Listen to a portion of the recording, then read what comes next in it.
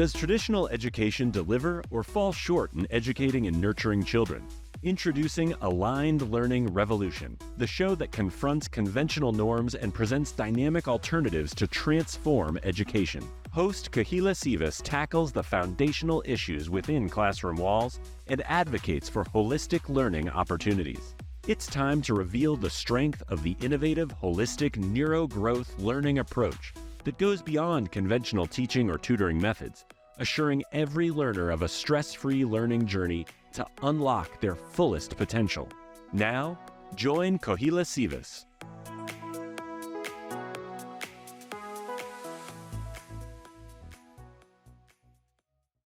Hello and welcome to another episode. Today I have the pleasure to introduce to you our certified neurogrowth learning success coach, Sara Hazelton.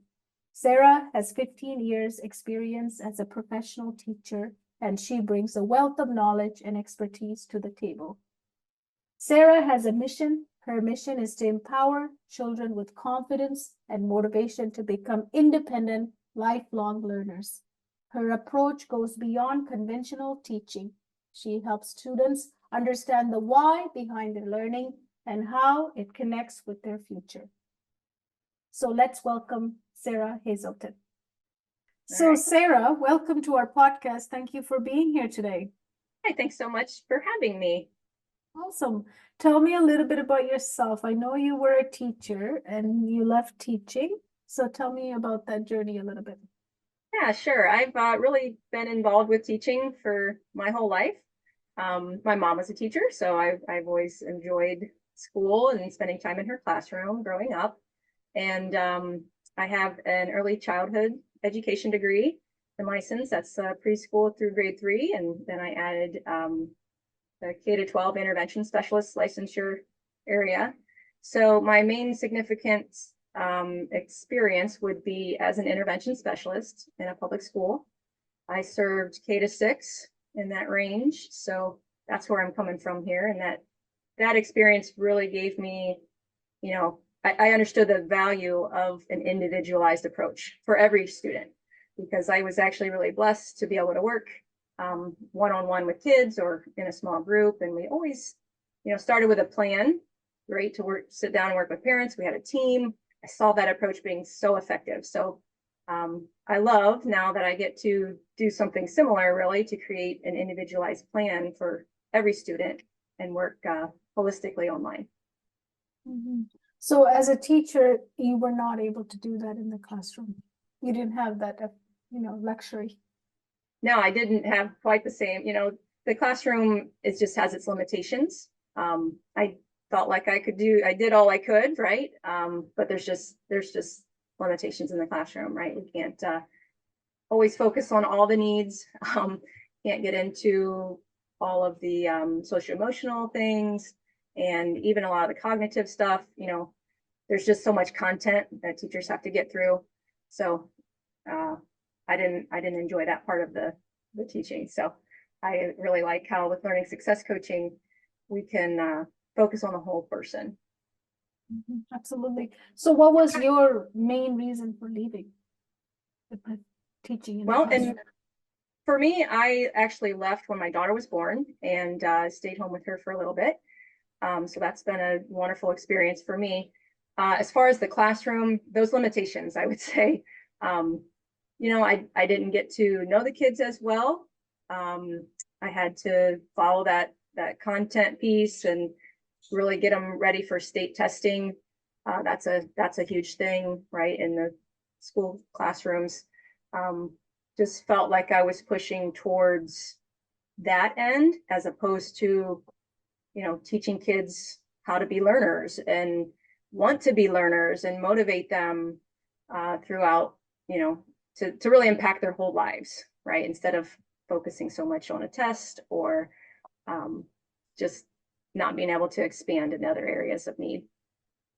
Yeah, our podcast, or our show will be listened by parents. We're hoping administrators will listen as well, because it can bring lots of change and clarity in what they do, as well as teachers. And sometimes I'm hoping students can even listen to it, because we're not blaming anybody. We're not pointing fingers at anyone. All we want to do is to bring awareness of what's happening exactly and what each of the perspectives of the people involved, so that at the end of the day, we need to protect our students. They're the vulnerable people, right? They're little, they can make stories and they can, become damaged by other people, doing stuff intentionally or not intentionally. So I want you to answer as if a parent was listening. Sometimes there's a lot of misunderstanding between the teacher and the parent, right? Because in the school system, you were there, you were part of that system. How can we help parents understand what really goes on in the school system? Well, I would say the open communication is the start of that, right? Teachers and parents being able to talk with each other about the things they truly see. And then, I don't know, perhaps getting parents involved into the classroom to see what's going on in firsthand, to actually see what's going on. That would be beneficial. And then really just like the general understanding of what parents are seeing and what they really want for their kids, right? So a lot of parents, they see the academics, they want, of course, their kids to be successful academically, but there's just so much more that goes into learning and even personhood, right? My business is Whole Human Academy. So it's just about the whole person experience, right? So students might need help with more things like following direction at home and their study habits and, the homework battles that parents have, like how can we help in those areas? But in general, if you have a student that's struggling, it's a lot more than content, right? Let's face it, it's a lot more than content. It's the attitudes that come along with it. It's struggling with emotional regulation, just knowing how to learn, because we're not really taught that. So I think if parents are proactive and, feel welcome into the school and talking with teachers, they can make a difference to talk with them about these different areas. And administrators, of course, because they are kind of the backbones of change, right? So I guess that's my general thought on that. Yeah, because a lot of the time I hear teachers talking about how parents directly go to the admins and then now the teacher becomes like part of the problem, versus teachers should be part of the solution to that problem, right? They shouldn't be blamed or put into a position. Like, I'm not saying parents do that intentionally, but I think, as you said, that communication, when it breaks, it becomes this, who do I go to that can solve this better and quicker? But then we go to the admin, but then the teacher's left in a dark place. I agree. I think it's like a us versus them rather than the whole team approach. And that even just feeling like you're part of a team makes so much more of a difference, right? Yeah. Just to all get together and sit down and, what can we do to help this struggling student? Because at the end of the day, if you make the teacher the enemy, they're against you, it's really not going to work out at the end of the day, because you got to then change your child from the classroom, because no matter what, your child has to go to that classroom next day. Mhm. I mean, I'm not saying all teachers are same, they're equal. There are some teachers who may not be doing what they're supposed to be and there's a problem going on.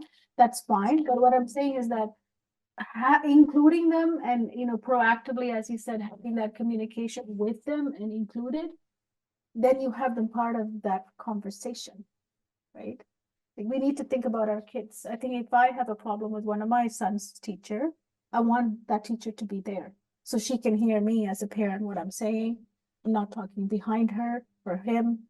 And the admin can represent each party clearly, not talk behind them, right? I think that's what's happening in the school system.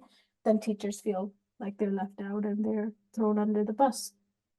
Yeah, absolutely. And I've been there as a teacher where it's like, oh, I wish you would have came to me. We could have had this conversation openly and I might be the one working with your child directly. So I would be the one that's going to need to know this information anyway. And then of course, like you said, the team aspect of having other teachers there or the administration, depending on how the situation is there, so we're all on board, it's all open.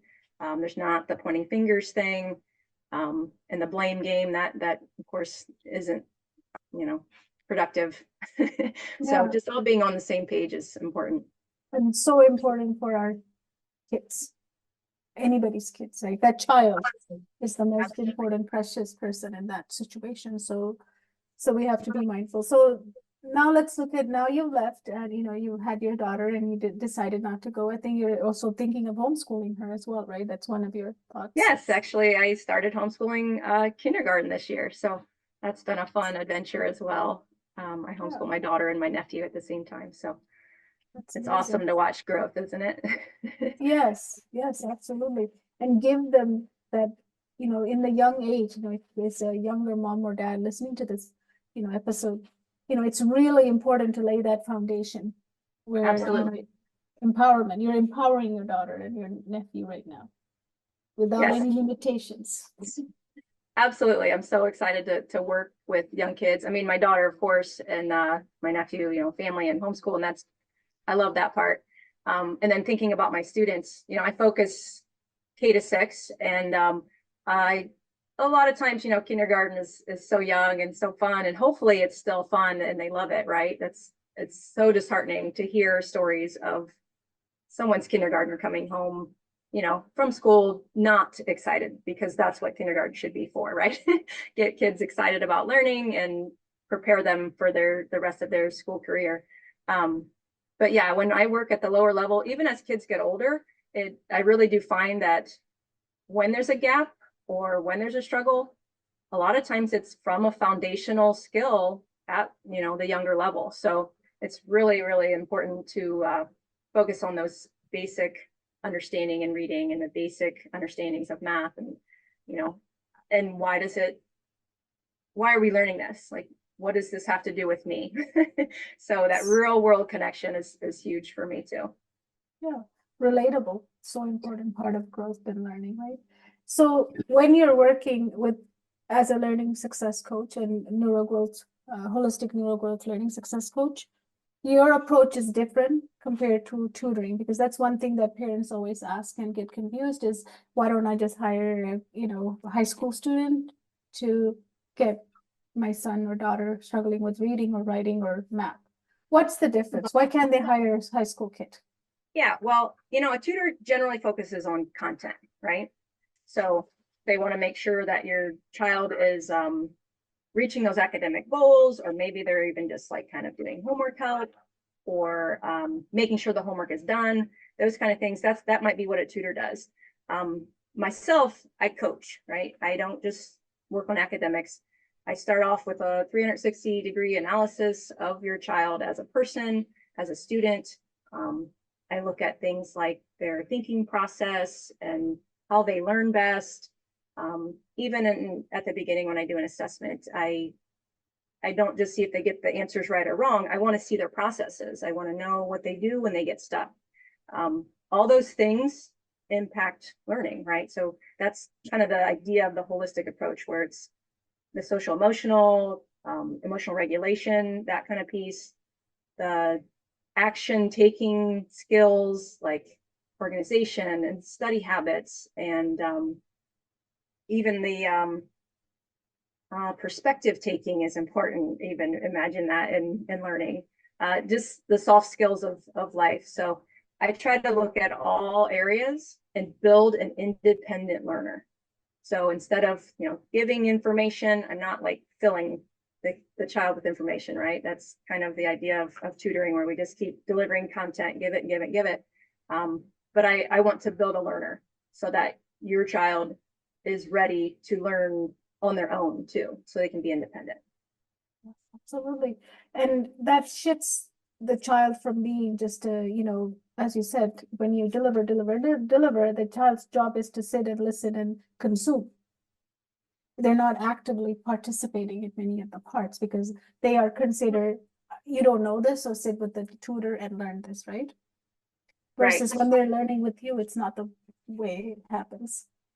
Oh, no, I make sure that the students are engaged and talking and active, and they're thinking out loud with their processes, and they are the ones, they take ownership of that learning. And that's so empowering for kids and motivating for kids when they can do that. Otherwise, think about in a classroom, if they're just sitting there and taking it in, and then they get stuck, or they don't understand something and they don't know what to do next. luckily there's a lot of kids who aren't afraid to ask for help in a classroom or raise their hand. And that's awesome and important to know they can do that, but also know like, wait a minute, how did I learn this? Or how can I learn this for me in a way that works for me? Right. So giving students some of that power to themselves so that they know that they can learn something, because, you know, once you're a learner, your potential is unlimited, right? So you can learn anything if you know how, and you know the action steps to take. That's another part of it, of course, is knowing how to learn, and then what steps do I need to take to keep going. Yeah, and the order of those steps, because when you do it out of order is when you get stuck and you're like, then you call yourself, maybe I don't know what I'm doing, right? Those doubts can creep in, then fear sets in, and then you tend to give up. So as a student, if they are listening to our show, what would be a tip for students? Because you have brought a very important point there when you were talking. You said in a classroom setting, if I'm sitting there, when I was even a student, I would sit there. If I don't get something, I would be like, everybody else seems to be getting, it's only me, you know, and then I would make up a story. Maybe I guess I'm dumb in this situation because I don't get it, right? I'm making up my own story while everybody's okay, but I'm not getting it. So is that true? Like, is it only me that's not getting generally in the classroom? Of course not. That's what I tell kids all the time, right? Like, you are most definitely not the only one that's not figuring it out, right? Or doesn't get it the first time, or doesn't just understand the way that it was taught to you, right? Because there's lots of different ways to teach, and teachers have to kind of, you know, they teach there's a lot of great teachers out there trying different ways and different methods, but it might not work exactly for you, or that day it didn't work for you, or maybe you didn't get a lot of sleep the night before and that just didn't work for you that day. But you know, we work a lot on mindset then, with that whole idea of I'm the only one who doesn't get it, or I feel stupid, or things like that. I listen to that self-talk when I work with kids, and we always address that right away, because kids need to know that everybody struggles. We all have things that we need to keep, getting better at. We can all get better at in various areas, right? So that growth mindset, I think, is really important for kids to know that they're not the only ones. They can do it, right? I might need to try it a different way. I might need to try over and over and over, repeat, but you can learn it. And the other thing, of course, is if you're not asking questions or letting your teacher know that you don't know, that's important. Because if your teacher doesn't know, if you just kind of sit there like, okay, I think I get it. Yep, I understand. You just nod your head along with your teacher. She doesn't know, right? She's not reading your mind. And when she does find out, it might be on an assessment that then she wrapped up that and then is moving on to the next piece of content sometimes, right? So ask your questions, let her know you don't understand. Those are my tips, I guess. Work on the mindset. Yeah, how about if I feel judged? Like sometimes as a student, when I was sitting in the classroom, I didn't want to even my hand went up, I would pull it back down because it's like no one's asking. I mean, I can't put up my hand. Sure. Yeah, I get that. Especially maybe as you get a little older too, we get a little more self-conscious. So I do work, like I said, on the mindset piece so that I can help students gain that confidence. And again, knowing that there are other kids struggling. I've seen strategies where some classrooms allow you to even ask a peer, right? Like maybe you talk to the peer before you can talk to the teacher. That's a strategy. And then, of course, approaching your teacher at a different time. If you're too, anxious or nervous to do it right in the moment with the other kids looking at you or whatever, usually there's some kind of downtime, whether that's recess or right before lunch or at a restroom break, things like that, that you can, quietly go over to your teacher and just be like, I didn't really get that, explain what it is. And usually they can, teachers are more than willing usually to try to give you any help they can. And as parents, it's really important for us to discuss that with our kids, is that everybody learns differently. The teacher is applying one method to all of the 26 or 30 kids.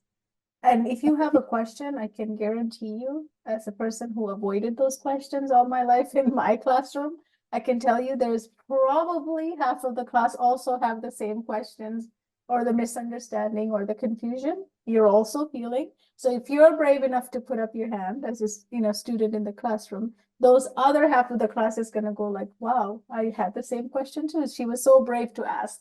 Yeah, they'll think I you're was brave, and they'll be thankful, right? They'll be thankful that somebody asked the question, because most definitely you're right. It's not usually just one student who doesn't get it, right? As a teacher, we know they start popping up. All those hands come popping up once somebody's brave enough to ask. How do you think parents can handle their child if they have negative self-talk? What tips can you give them? A tip. For negative self-talk, I guess the biggest thing I think is to be aware, knowing that, that self-talk, being aware of it means, that it can affect so many different areas of a child's life, right? If they're having negative self-talk about, you hear it during homework time, let's say, that can also affect other areas of their life, with relationships and things like that. So being aware of it, of course, I say talk about it directly, openly, right? And then trying to take the negative wording and spinning it around and making it something positive. So even though, I can't do this, I feel stupid, those kind of comments, happen with especially homework struggles, let's say with parents at home. That little word yet, maybe you've heard that before, where it's like, I can't do this yet, or I'm not great at this, but I'm awesome at this, right? Like thinking about not yet, you're getting it, you're getting better, you're improving. We all need to go through this process. When we start to learn, we go through this process of fear, we go through the steps of I can't do it and doubt. And eventually you got to keep pushing, you got to keep going through those things to get to the other side of, hey, look at that, I can do it now, or I can do better. Look at that, my grade went up, I was getting a C and now I'm getting a B in reading or math or whatever. So take it head on and really talk about it with your kids, because you don't want that kind of negative talk to seep from, even if it starts out at academics, to seep into other areas of their lives, because really that mindset piece, that's just like, that's life, right? Like we all are going to have things throughout life that we struggle with, and we need to know how to think positively about it and how to change things with our own mind stories. Yeah. And also meeting our kids at where they are, because parents tend to be, we are a bit harsh on our own kids, right? We want our kids to be at certain milestone by certain time. If it's not there, then we start looking at other people and, we get worried, right? So then so I always compare to like, when we all started walking at toddlers, we didn't just walk right away. We fell and we held and we got up and we bruised, and then we started walking, and then now we don't have any problem walking. So it's the same thing. Any learning situation in life, it doesn't just happen. This is, as we said, it's a process. So right, that's a great analogy, the walking thing, right? Because we all can really visualize that and remember our kids and all the things that they try and might fail at first, right? They fail the first time, fail forward. Bicycle riding. How many? I even have permanent bruises learning how to ride. So you don't give up just because both of my arms have serious bruises because I went into some ditch. But those are all lessons. Like, did I give up? No, I got up again, and a few days later, when the thing was better, I went back and I'm like, I need to learn this. I like this. There was an interest to learn. So I think as parents, we have to share those stories with our kids too. When I learned my bicycle, it wasn't easy. That's the way you're learning. So sharing examples, having conversations, telling them that it's a process, like you said, is so important in a relationship between a parent and a child. Yeah, right? I know. Even my 5-year-old in kindergarten, when she wants to, I can't do it. How a 5-year-old can be with the first time. She thinks she's going to get it the first time. Like, it's okay. We're just going to keep going. We're going to keep trying. Let's try it this way, or let's try it this way, or let's have a snack first, take a break. That's an important thing, I think, too. Parents need to remember when kids come home from school, they've just spent, all that time all day. It's like, it would be like going to work and then coming home and expecting to do more work immediately, right? That would be what homework would be like. So make sure you give your kids a break. They need to move their bodies and expand their brains in different ways. Usually snack, I know, is a big thing, right? So definitely give a little break. Yeah, before getting for going on sure, it. for sure. So tell me a little bit about how you work, as a whole academy, right? Whole student academy, whole child, Yep, right? the whole human academy. There's Yes, like, whole human academy. Got it. So what is the difference? Like, what are you using that makes it so powerful and transformative for the students you work with? yeah, so I like to think of the iceberg analogy, right? So you see the tip of an iceberg, and that might be what a parent sees academically, right? They're struggling in reading or they're struggling in math. Underneath an iceberg is like 90% of an iceberg is under the water, right? So I kind of feel like that's what I do is I dive down there into the deep and I dive into their personhood, like, their personality and learning styles and what motivates them, their goals, and then I do like outside of school stuff. We talk about all that, their relationships and their sleep habits, family and friends, all of that. And as I'm kind of going through this process, when I get to know a student, I'm trained to really listen to that self-talk and thinking patterns and self-worth. Like I said, I look at the process of learning, and when they're working through things for me, I see what their process is and what they do when they're struggling, or what they do even when they're finding success. You can always see the point of, as I work with kids, so I start with something that it might be below grade level where they're at, and they start building confidence, and their demeanor is happy and easy, and you just kind of start to see them sink down or stall, watch their body language, their anxiety, things like that. So I get to see that whole person. I use that approach then in my coaching as well. So is it okay to talk a little bit about my coaching process and pillars? Yeah, right now? yeah, tell us. So it's really important for you to understand the child as a person before. It seems that's what I'm hearing, and parents who is listening to will hear that as well. And then you set up a program that's customized for them so that you can really, under the surface is where a lot of these things are lurking, right? It's like the area that no one has put into. So tell me, before you go into the tutoring part, and when it's tutoring, where are they working, and when it's a teacher, where are they working, so parents can understand the difference? Well, I think with tutoring, as we kind of said earlier, they focus on that content. So like if we're looking at the iceberg, they're up on the tip of the iceberg, right? They're trying to, a lot of tutors can work on some of the skills, and some tutors really just are like homework helpers. It depends on, their approach themselves also, of course. But beyond the content though, teachers, they can spend a little more time. They get more time with the kids, right? So they can spend a little bit more time. They do mostly content and a little bit on like processing and memory and some of those cognitive skills. And then of course they get a little time maybe to address the learning how to learn and social emotional needs and things like that. But let's face it, in schools, it really is mostly content. But it's more general though. It's not specific to that child, because we think every child is the same mind print. They have the same mind print, or they're the same build. They're not. They're unique. Absolutely. I agree. That's why when we think about teachers and giving the content, it is kind of that delivering content type of thing that we talk about. Generalized. Yeah, it's just generalized. This is what needs to be taught. So give it to the kids, right? Fill their brains with knowledge is kind of like kind of a general idea of how I see with teaching and content and teaching the content, focusing just on content.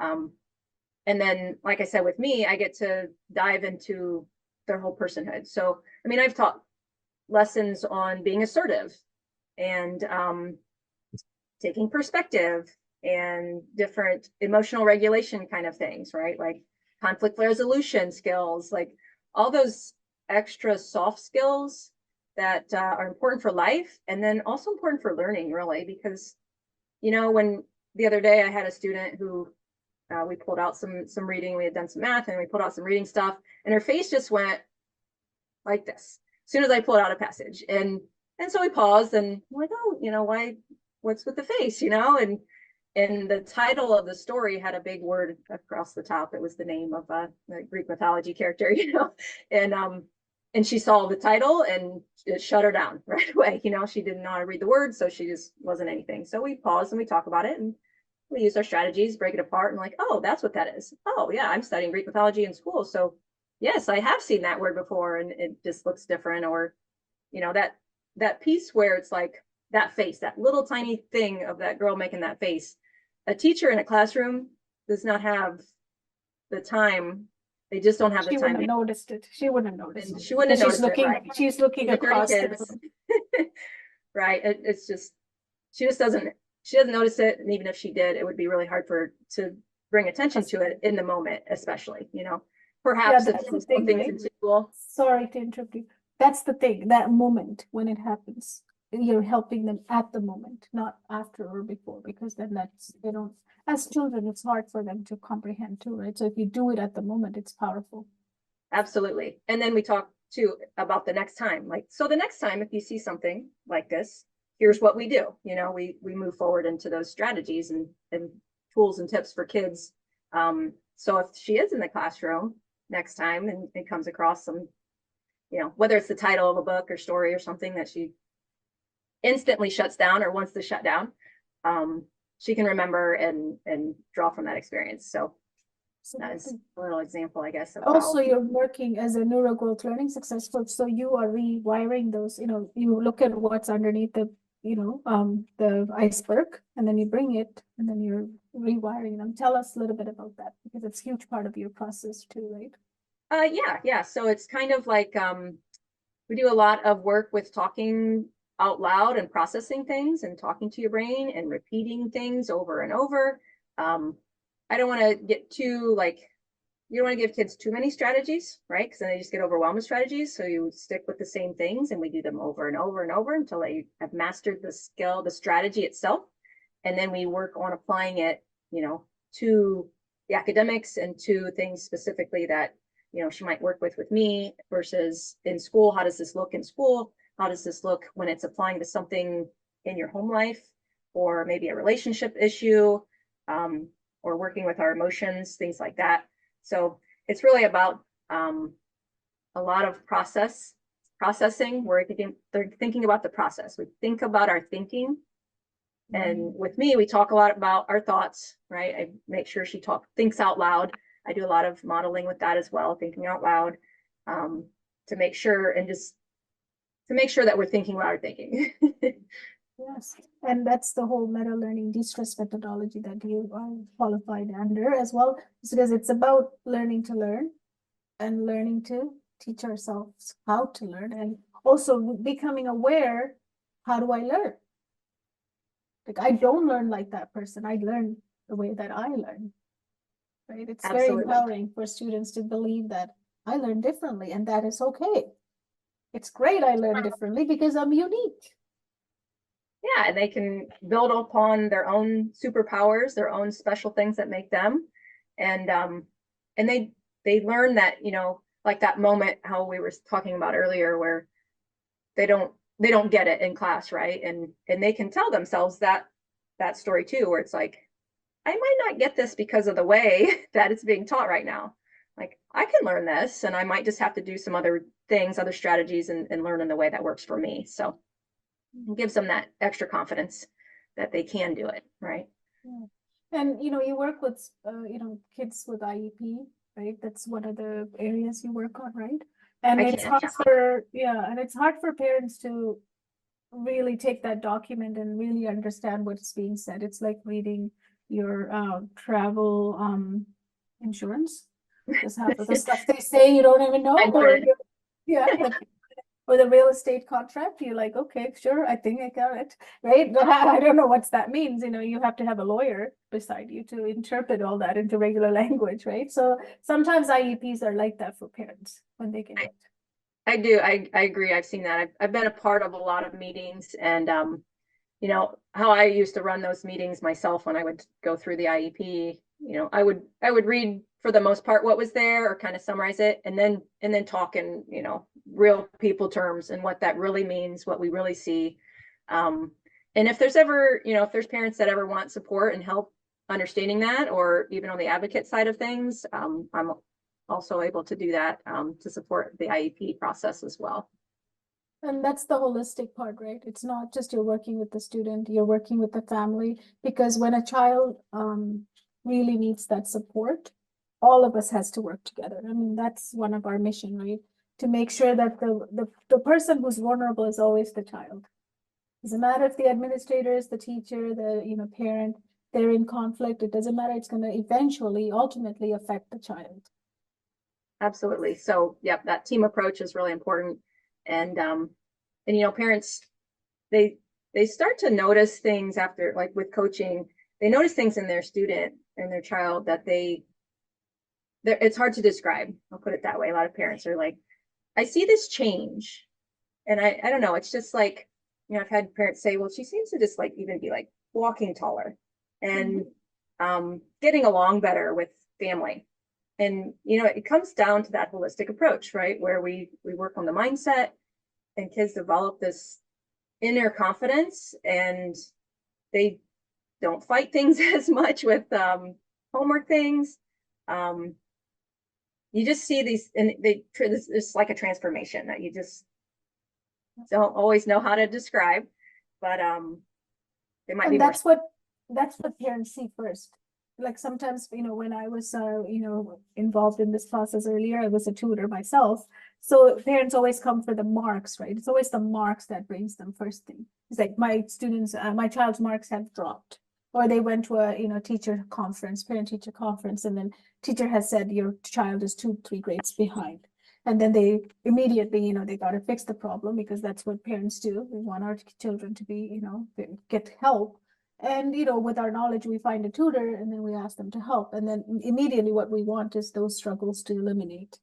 But a lot of the time it's not. It's kind of tend to mask it, because what I could do as a tutor at that time would only mask the symptoms. Like, okay, let's put a bandage here. Okay, we're good for now. Like, I don't know when it's going to explode, but it'll be okay for a while. Let's just do that. But in coaching, we don't do that. We don't put bandage. We completely, as you said, go under that surface, figure out why are they struggling. So important part of the equation, right? Why? What happened? When did the struggle start? Because when it started makes a big difference in the way that you're going to approach it. Did it just start, or has it been like 4 years? Absolutely. And a lot of times by the time there's a big enough gap, put it that way, like kids are pretty good at, like we said earlier, just kind of like not raising their hand or not asking, or just kind of flying under the radar. And they can make it enough, right, that even their grades might be okay for even a couple years. And then all of a sudden there's this wall that they can't get through. And that's when we start seeing a bigger gap. But then when I go to, kind of do an assessment to see where it started, to do this holistic approach that I do, like it's very often several years, before you see the problem. A lot of times it does happen way before then. And academically, a lot of times it's gaps in skills in the foundational level. And then there's just always other things besides academics that need addressed. Even if it's study skills directly related to education, but other times it's just confidence things. That's always an amazing side effect that I love to see. The kids' confidence, they just come with a different energy eventually, right? Like once you really make that connection with kids, connection is huge for me in my program. It's just the core of what I do. I always say connection is everything, because, the connection with the student, they know somebody cares, they show up for you. The kids will rise, right? They will meet the expectations. They want to, keep that connection with you. They want to feel cared for and loved and all those things. And those kind of things affect learning, right? So anyway, went a little bit off there. Powerful stuff you say. Yeah. No, you did not go off. That's what as a coach you want, is to see that confidence and those aha moments where they go, I get it. I can solve this. I can do this, and that's the power. So you're absolutely right. So, we're coming to the end. So Sara, this show is all about taking perspectives from each side. We talked about parent side, we talked about students. We talked a little bit about administrators giving teachers the space so that we can all work together. So no one's being finger pointed or, put into a place where you're enemy, you're against each other, because that doesn't help anybody in the situation, right? So now let's talk about at the end here about teachers. Right now there are many teachers struggling to get results in the classroom. So what is the solution that we can, give them, those two teachers who are in the classroom who's trying? Some teachers have given up. Not every teacher is the same, but there are many, many teachers who are doing what they can and still unable to get results and being blamed. So what's your thoughts Sure. on that? Yeah, for teachers, to be honest, they if we could make that magic wand and give them more time or less content, that would be great. But that's not really what we're talking about, right? So honestly, I really think a coach for kids is a great solution. It helps, someone like me or other coaches, it helps us be able to fill in all those areas that teachers just don't have the time for, right? It's a systematic problem. It's not necessarily a problem with teaching. I know a lot of fantastic teachers and they go above and beyond and do all they can, but there's still limits, right? So when you're working with that many kids, it's just hard. So as a coach, I can help fill in the gap there and reach all these other areas that we're talking about, right? Get below the iceberg, work on the confidence, the mindset, emotional regulation, things like that, that all are going to also impact the learning. So. And that transfers into the classroom, which can help the teacher when they are addressing 30, 26, 25 kids at the same time. Absolutely. Yeah. Absolutely. I mean, imagine that if every teacher had, or if every student had a coach by their side, boy, then they would come ready, right? They would know how to learn. They wouldn't be an open vessel just to pour into still, because we're all different and we all learn differently, but boy. But they will be curious. They will be a curious and a Have creative learner. They will ask questions. They will be critical about things. Now you can actually have a class where they can actually openly ask questions, because they can say, that doesn't make sense. How does that make sense, right? That's real learning. Now you have an active learner in your class. Imagine the engagement, right? Yeah, imagine the engagement in a classroom. If you had 25 kids and they all had their own coach and they all were working holistically and they were ready to go, boy, that would be awesome in a classroom, right? Yes, absolutely. How has your this whole process of becoming a learning success coach, how has that changed for you in your life and your vision for future? Well, I love the holistic approach, obviously, and I see with me homeschooling my daughter, and even we are involved in some co-ops and stuff, and I love being able to share this kind of information, and I guess I just push it to everybody that I can, and I talk about it with everybody I can, because it's so important to meet kids with all their emotions and the mental wellness. There's a lot of people struggling, and to be able to have strategies and tools to change your mindset when you need to be in control of your thinking. I mean, that's a life skill, right? That's like the most important thing. One of the most important things in life, I guess, is to be able to control your mind and turn things around that are negative, because we all are going to go through negative, hard times. And I just really want to keep that impact going, which is why I'm part of this mission with the Learning Success Coaches. I want to continue to make true transformations for kids, and things that will, of course, impact and improve academics and education, but also for their lives, really. Like, I just think it's so important to realize and acknowledge and then work to improve the mindset part of education. It's huge. Yeah, we need a shift. We need a We do. shift for sure. And that's what this podcast is all about, and the show is all about, is to bring awareness and take perspective holistically with all the people involved. But we cannot forget, at the end of the day, those little people that we have in the middle. Our students or your child is precious. Anything you do as a team or not as a team will affect them. They're the one that's going to be affected, not us. I mean, we get affected too, but they're the most important person in that equation always. So we have to protect them because we're the adults. So Absolutely. And you know, that saying of it takes a village, like, let's really do it. Like, this is an opportunity to really expand the village, right? And really help your kids in a holistic way. and it's powerful time in history because with social media, with all the stuff that happens, students have lots of new, or children have lots of new things that they have to deal with that you and I probably didn't deal with, right? Absolutely. So they are going through a lot, you know, and it's a hard time for many of them, and a lot of them, they don't have the right support, and the adults who are in their life are not supporting them as a team. It eventually takes them into the wrong paths. And that is something we don't want to cause or create intentionally or unintentionally. So thank you so much, Sara, for being here today and giving us so many excellent tips and how you work. And you have any other final thoughts? I don't. I just wanted to say thank you so much for having me. And I hope to hear from more parents who need some support for their kids. So awesome. Thanks I so will much. have in the show notes, we will have all your information. If any parent want to reach out to you, they'll have all the access to reach out and see what you have to offer. So thank you so much for being here today. Thank you so much. So there you have it. Another interview, another episode with one of our holistic neurogrowth learning success coaches, Sara Hazelton.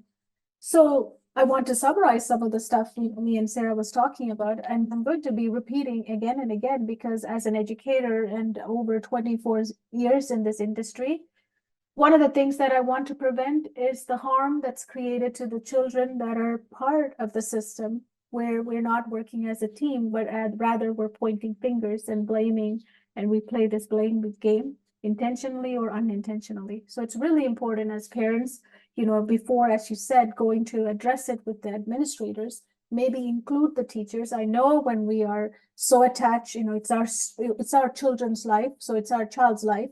So it really makes us angry when a teacher doesn't do the right thing. I'm not saying that everybody does the right thing, but as parents, we want to protect our child because at the end of the day, you know, after you talk to the administrator, your child still have to return to that classroom. So it's like, you know, you got mad at somebody, you know, they're getting disciplined by the admin.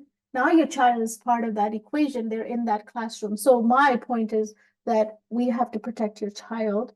So we don't want to create this negative cycle. Rather, you involve everybody and be, you know, forefront about what's going on in the classroom and why you're having this issue. Now you can all have a conversation and come to a conclusion. So that was one thing that I'm going to keep repeating again and again because I hate to see children caught in the middle of any kind of disagreements or misunderstanding or miscommunication. It's so really important as parents, and I'm a parent myself, and this is the approach I would take, is to have a meeting as a group, not one-on-one behind each other's. So the other thing that I really think Sara addressed really well is the iceberg. So it's really important for us as parents to understand that when you're hiring a tutor, you're really only getting them to work on the tip of the iceberg. So we work on what is exposing. So a lot of the time it's the marks. It's a lot of the time, let's get ready for the next test, because I was a tutor myself. So I know that's what I was able to do, because the expectation is that they need to go and write a test or an exam. So they need that mark, they need that quick fix. So it happens at the tip of the iceberg. When you're working with the neurogrowth learning success coach, what they do is, as she said, they do a 360 analysis of your child, not only academic, but socially, emotionally, their alignment to learn, and their mindset and their mind stories, because mindset is a result. So we have to study the mind stories they have, and we need to shift them through coaching and realign them and get them into alignment to learn. That's when the magic happens. And that's what we were talking earlier with Sara when she said that confidence when they walk. You can't bring that without having to go under and having a deep dive into the things that are lurking below the iceberg, below the surface. You have to see, and 90% of the issues that students face or children face are below the surface. And if we fail to look at them, what happens is they're going to become dependent on the tutor who's serving at the tip of the iceberg. So as parents, we want to make sure we are aware of this, and so that you can make decision when your child is struggling, what's the best option for them and best option for you. And she was offering some tips for parents. So, in terms of IEP, as I said, I was joking earlier, like it's like reading the real estate contract or the travel insurance documents. A lot of the times there's a lot of stuff that are fine prints that we don't understand, and the language they use, it's hard to understand and implement at home. As parents, it's really important to have someone who can understand that, interpret that, and help you to implement what is being said at home as similar to what's happening in the school system, so that you have a continuity of what's happening in both of the environments, so that your child is not getting confused between the two environments. It is very big environment for them. The home environment and the school environment need to be in alignment, and everyone involved has to be working together. So I hope that these tips that I bring to you and these perspectives that I'm taking from the perspective of teachers, perspective of the administrators, perspective of parents, we all want to do one thing, right? That is to help your child. Your child is precious. We want to make sure that they are not hurt and they're heard. They're not hurt and they're heard, and they're seen and they're valued for who they are. Every child is special. They come with their own mind print, and we need to be able to create an education system that is going to really serve them and really look at what they're looking for in learning. And that is not possible yet, but that is our hope. So thank you for listening, and I'll see you on another episode.